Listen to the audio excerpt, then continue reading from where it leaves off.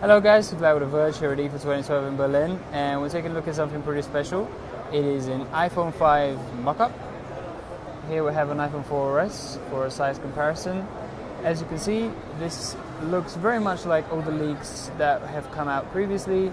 You've got a two-tone back cover here, and flipping it around to the front, you've got what looks to match the 4-inch leaks and rumors that we have heard of the iPhone's display going vertically higher. So this is the original iPhone 4S, and this is how big or how tall the new iPhone display would be, assuming that this mock-up is actually legitimate. We have gotten a hold of this from one of the case manufacturers here at IFA in Berlin, which has chosen to remain nameless in order not to upset a certain company.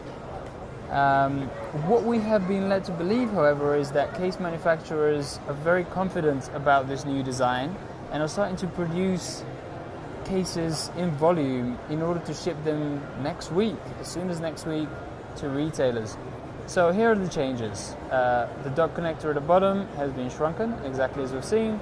Still got screws on the side of it. Right there you have openings for speakers. On the original iPhone 4 and 4S, only one of the openings is a speaker, presumably the same with this new one. And you have the headphone port, which is usually on the top on the older design, but is now here at the bottom. Flipping this iPhone 5 mock-up to the top, now you only really have a power/lock button, nothing else on the top. Looking at the left side, nothing seems to have really changed. It doesn't have that colored label. We've seen some leaks that do have the colored label. And you might also notice that beyond the metal surround, there is still a little layer for the display, which matches this one. But this is notably thinner than the iPhone 4 and iPhone 4S design. The home buttons look to be pretty much identical, and they operated pretty much the same way. One of the notable omissions from this iPhone 5 mock-up is that you don't have the little dot for opening up what we presume is a micro SIM slot tray.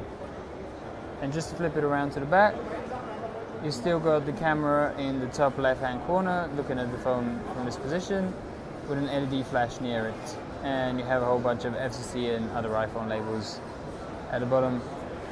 Notably, the iPhone font doesn't seem to match Apple's styling, but again, this is just a mock-up.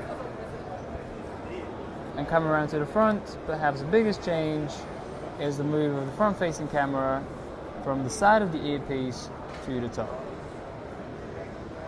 So that's really it. It really seems to look exactly as all the leaks have suggested that it would look. The iPhone 5, it is thinner, it is taller than the iPhone 4 and 4S.